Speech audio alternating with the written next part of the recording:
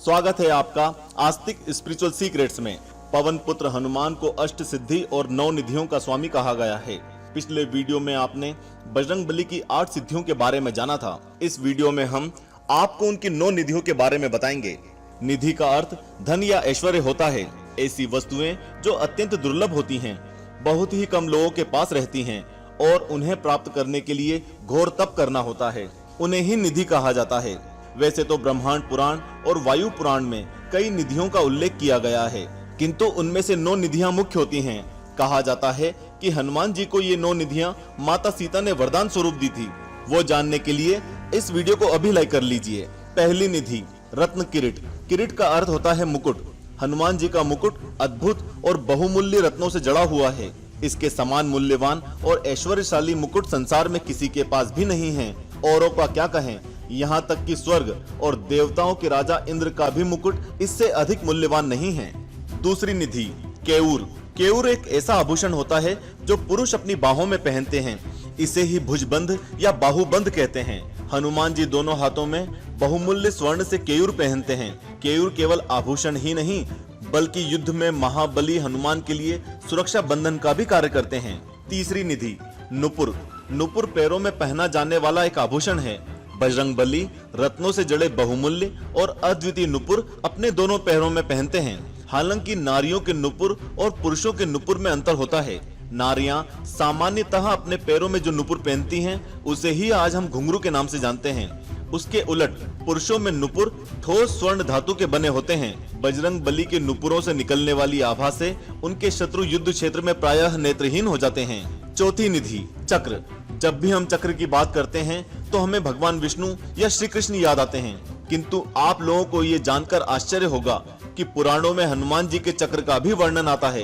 कई चित्र में आपको चक्रधारी हनुमान दिख जाएंगे। राजस्थान के अलवर में चक्रधारी हनुमान का मंदिर है। जगन्नाथपुरी में तो अष्टभुज हनुमान की मूर्ति है, जिनमें से 4 भुजाओं में वे चक्र धारण करते हैं। पांचवी निधि रथ। रथ योद्धाओं का सर्वश्रेष्ठ शस्त्र माना जाता है और इसी के आधार पर योद्धाओं को रथी, अतिरथी, महारथी कई सारी श्रेणियों में बांटा जाता है। हनुमान भी दिव्य रथ के स्वामी हैं, जिस पर रहकर युद्ध करने पर उन्हें कोई परास्त नहीं कर सकता। हालांकि रामायण के लंका युद्ध में हनुमान के रथ के विषय में अधिक जानकारी नहीं दी गई है, क्योंकि वे भी अन्य वानरों की भांति पदाती ही लड़े थे। इसके अलावा हनुमान इतने शक्तिशाली हैं कि किसी को परास्त करने के लिए उन्हें किसी रथ की आवश्यकता नहीं है। महाभारत में श्री कृष्ण के अनुरोध पर हनुमान अर्जुन के रथ की ध्वजा पर बैठे थे। छठी निधि मणि।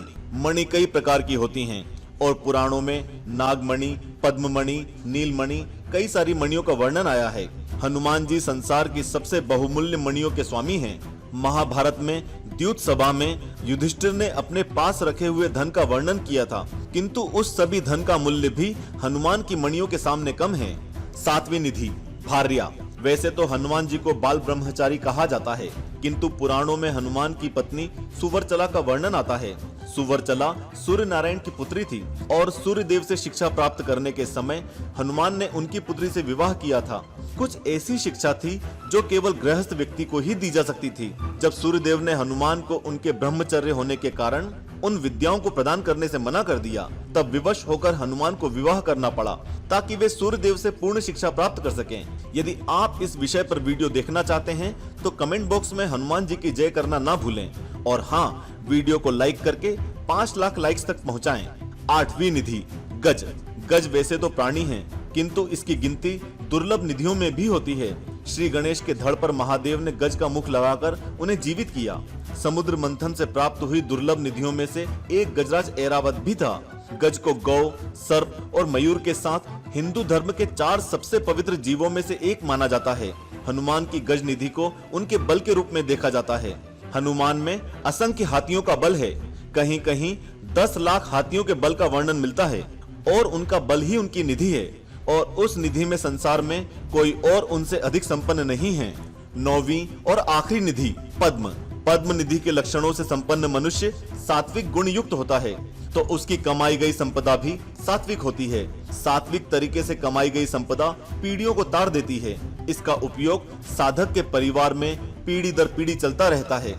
सात्विक गुणों से संपन्न व्यक्ति स्वर्ण और चांदी आदि का संग्रह करके दान करता है।